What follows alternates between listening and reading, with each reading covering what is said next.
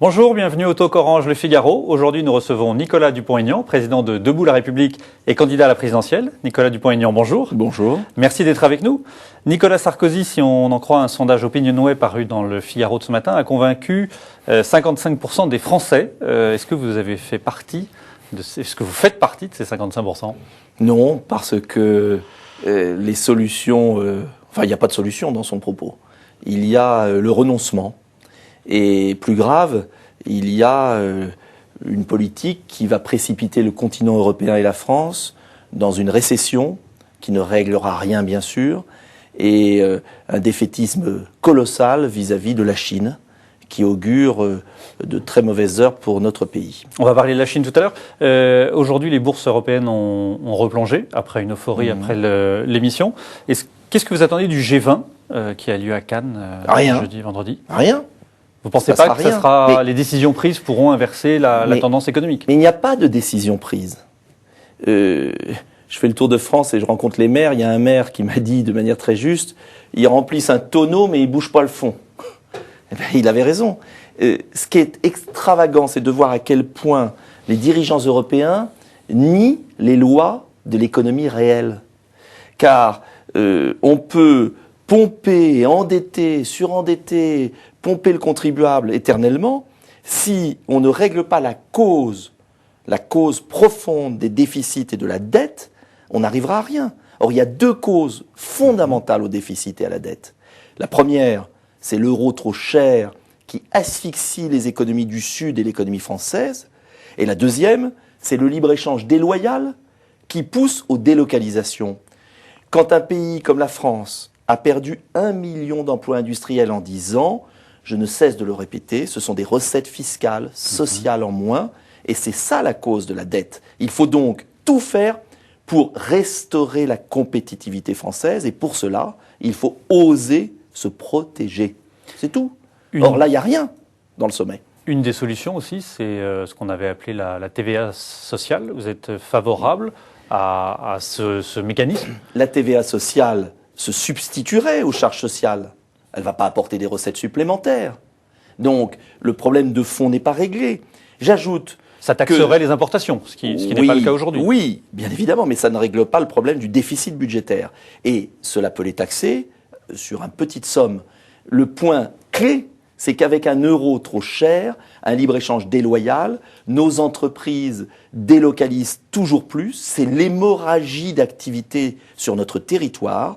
Et tant qu'on ne réglera pas cela, les marchés financiers et tous verront que les pays du Sud et la France ne peuvent pas s'en sortir. Et donc continueront à spéculer, bien évidemment, parce qu'ils verront très vite que l'Italie va être la prochaine sur la liste et ne pourra pas y arriver.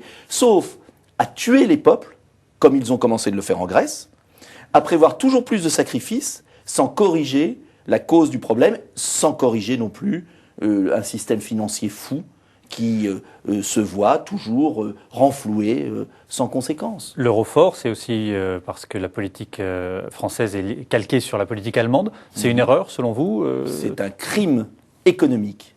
C'est exactement ce qu'a fait Laval en 1935, au moment où l'Angleterre avait l'intelligence de dévaluer, comme aujourd'hui elle dévalue, de 20%, comme les États-Unis, comme la Chine, comme la Suède, comme le Danemark, comme la Pologne. Tous ces pays, comme l'Argentine qui s'en est sortie, tous les pays ont compris que la loi de l'économie réelle, c'est qu'une monnaie trop chère pour une compétitivité menait au désastre social, économique bien sûr, en cause, et politique. Et nous, on continue à vouloir se calquer sur l'Allemagne, ce qui est une aberration économique. Bien sûr, il y a des économies à faire. Bien sûr, il faut faire cesser les gaspillages en France. Mais vous n'y arrivez pas si vous n'avez pas un dynamisme de l'économie réelle. Marine Le Pen était sur RTL hier. Je vous propose d'écouter un extrait de son intervention. Je pense qu'il y a de grandes économies à faire dans notre pays parce que nous gaspillons depuis des années.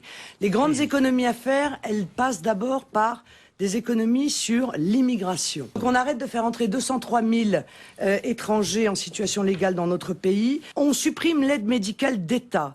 Je vous rappelle que c'est 588 millions d'euros. Voilà déjà une économie. On supprime la niche fiscale de M. Copé, par exemple. C'est 3,5 milliards d'euros par an. C'est un avantage fiscal réservé aux grands groupes qui n'a eu aucun résultat sur l'emploi. Alors ça, c'est quelques propositions proposées par Marine Le Pen, parmi d'autres. Elles vous conviennent? Vous signez dès demain ou vous dites... On peut économiser. Les chiffres sont intéressants. Elle parle d'1 milliard sur l'aide médicale d'État.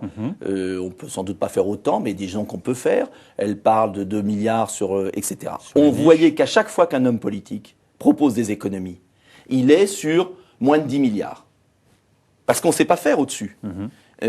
Encore une fois, j'aimerais qu'on pose la question des recettes, de l'économie réelle, du dynamisme de nos entreprises.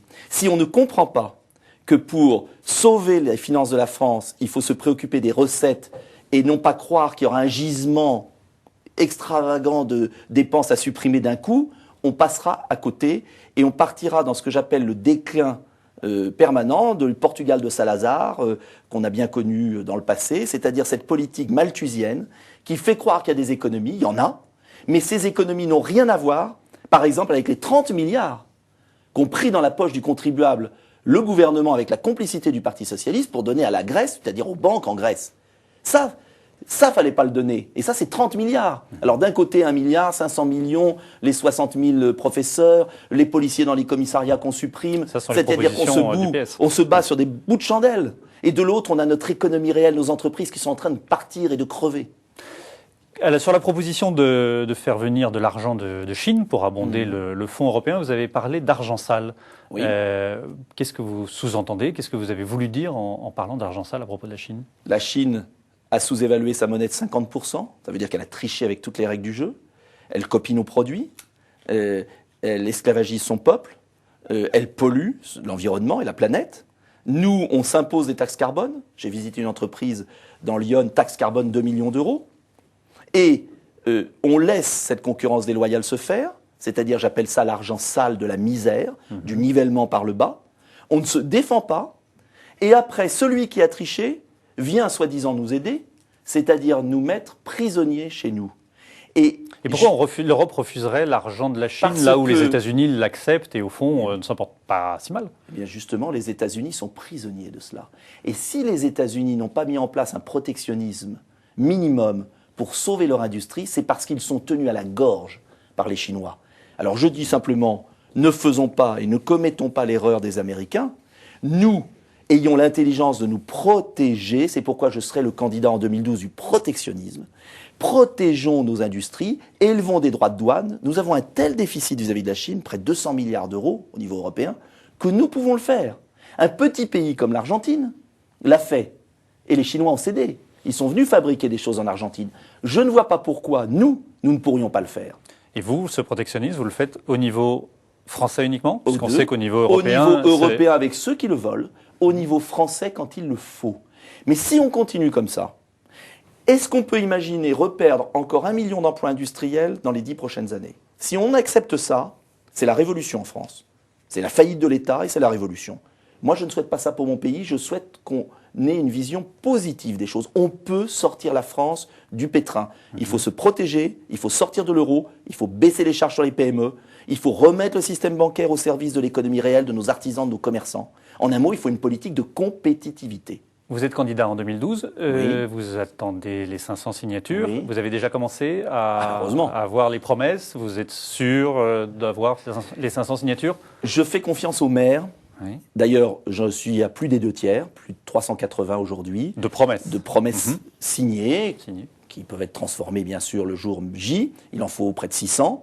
J'y suis bien arrivé aux 2/3.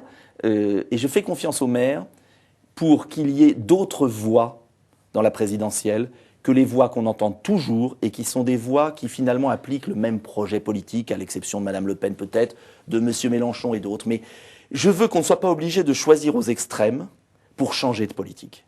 C'est ça l'enjeu. S'il y avait la menace d'un 21 avril à l'envers, comme peut le laisser supposer certains sondages, vous retireriez votre candidature? Mais la menace d'un 21 avril à l'envers, c'est la peur que suscitent ceux qui ont échoué depuis 20 ans, PS, UMP, pour faire en sorte qu'on continue les mêmes erreurs. Moi, je crois au contraire que c'est parce qu'il y aura un candidat comme moi différent qu'on pourra échapper à cette fausse alternance. Hollande, Sarkozy, Sarkozy, Hollande, ça fait 20 ans que ça dure. Ça a précipité la France dans l'impasse. Alors, de grâce, qu'on laisse d'autres voix proposer une autre politique aux Français. Et les Français sont assez grands, au premier tour de scrutin, pour justement changer enfin de système politique. Les internautes sont amenés à vous poser des questions. Deux d'entre eux, alors vous avez presque répondu à l'un d'eux, c'est David qui vous demandait quel était l'intérêt de vos candidatures, puisqu'il semble que le créneau soit déjà pris. Moi, je ne fonctionne pas en fonction des créneaux. J'ai une idée de la France. Je suis convaincu qu'on peut avoir un patriotisme tranquille, sans les ambiguïtés du Front National, sans l'illusion de l'extrême gauche. Je pense que vraiment le PS et l'UMP sont hors course, qu'ils ne se maintiennent que parce qu'ils jouent des peurs des uns ou des autres, et que nous sommes prêts, le peuple français est prêt pour un grand changement. Et dernière question, Ludovic qui vous demande quand Jean-Pierre Chevènement va-t-il vous rejoindre ? Mais il est le bienvenu, et beaucoup d'autres. En tout cas, ses électeurs seront là, comme les électeurs. C'est plus une question droite-gauche. Ce sont les mondialistes ou les nationaux. Et il faut que les nationaux reprennent la main. C'est tout l'enjeu du sauvetage de la France. Nicolas Dupont-Aignan, merci d'avoir répondu à nos questions. Merci à vous. À mercredi pour un prochain talk.